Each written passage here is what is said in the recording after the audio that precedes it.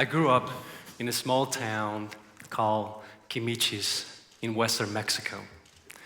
I remember back when I was 6 years old, I was playing on our patio when all of a sudden I would listen to a Creedence Clearwater Revival song from a car approaching our house, and I knew that was my father. He was, in fact, one of the few people you would hear playing English music in his car back then. As a teenager, he used to be a singer in a band and play the drums. And my dad used to visit his relatives back in the 60s in California. He would tell us great stories about buying musical instruments and visiting Disneyland. So the American influence was present from an early age in his life.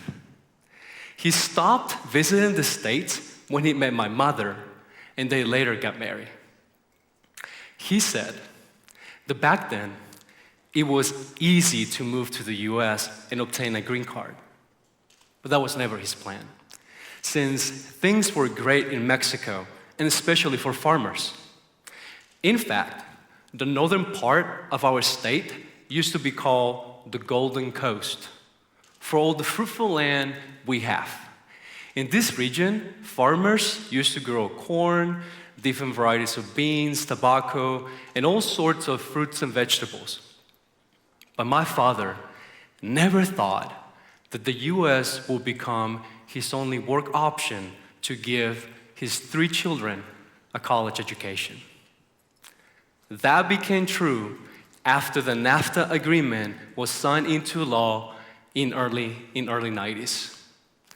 This treaty benefited the manufacturing industry in Mexico, but one of its side effects was the complete destruction of the farm industry, the biggest industry back then. This was the breaking point for Mexican farmers and also for my father. This was a time when he, like millions of other Mexican farmers, have no choice but to immigrate to the US, where he worked for 15 years.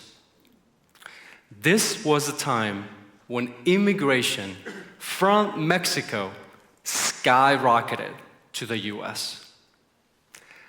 As a child, I always wondered why my dad had to leave us so he could work in the US. I remember begging him, "Dad, please take me with you." But he never did. He would tell me that we were better off in our small town, even in his absence. And I never really understood that, since the Hollywood movies portray the US as an awesome place to live. And everybody talked about how the US had a real democracy with justice for all. But my dad would tell me the life in the US was not as easy as I thought. He would state that many immigrant families had a lot of issues with their children because they have to work 2 or 3 jobs in order to make ends meet, and that they could not afford to live in good zip codes.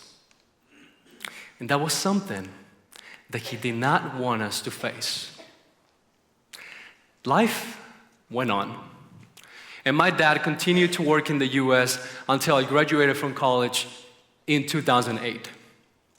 He was never able to attend any of my graduations from elementary school or college, soccer games, basketball games. And I miss him. I miss him a lot. But he's my hero. Not only because he taught me the value of hard work, honesty, and resilience, but most of all, because he, like other millions of Mexican farmers, sacrificed and risked his life so my brothers and I could have a college education, better work opportunities, and most of all, not repeat the same story he endured. All of this back and forth of my dad contributed to my desire to learn English and one day become an English as a second language instructor. So since I was a child, I remember dreaming of one day studying in the US. And after a lot of work, That dream became true when I was awarded a scholarship to study abroad. And growing up, I had a really positive image of Americans. But I never thought that a significant minority did not share my same perspective. It didn't dawn on me until I came to study in the US when I started to experience all the anti-immigration laws and negative media against Mexicans and Latinos. But after I had spent a few years in the US, I started to understand some of those comments. If I had not lived and grown up in Mexico, I too would think that Mexico is a dangerous, underdeveloped place with bad people. Especially if all I knew about Mexico were from the news and movies. And I started to wonder, where does this narrow perspective comes from? And I started to realize that there's certain propaganda-oriented news organization that talked a lot about this. And I also started to realize that my American neighbors throughout their lives have seen and heard different versions of that narrow perspective. And as the Nigerian writer Chimamanda Ngozi once said, you cannot talk about a single story without talking about power. Since power has the ability to make the story of a person the definite story.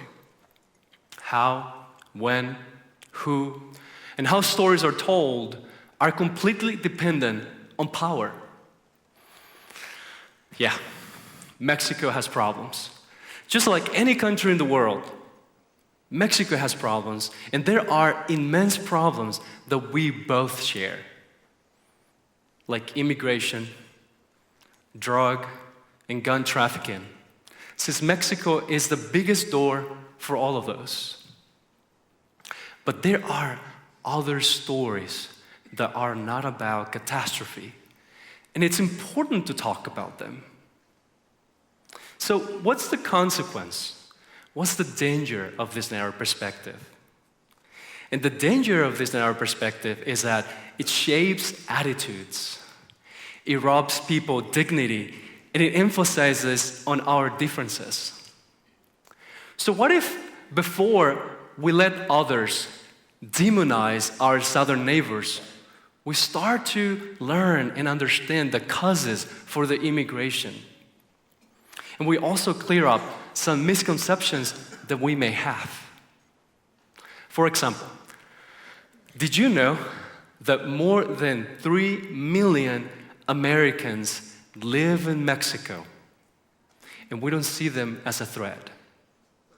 Our country embraces them as friends. And that more than 25 million Americans visit Mexico year after year, and we enjoy hosting them. Did you know that out of the 11 undocumented immigrants in this country, only 5.6 are from Mexico, which represents a sliver of the total Mexican population, which is 129 million people. Did you know that Mexico has 4 times less territory than the US and 3 times less people, but Mexico is part of the top 20 most powerful economies in the world? And that we can work together to make a better world for all, but not with borders. Not with borders. We already have one, and it's a huge mental wall inside our minds full of stereotypes and prejudice. And we must tear it down for the sake of all of us, for the sake of our children. And one of the best ways we can do this is by building bridges. A bridge of trust, a bridge of common values for hard work, a bridge for the love of our families, and a bridge where we can recognize our similarities, celebrating our differences, and enjoying our fellowship. Muchas gracias.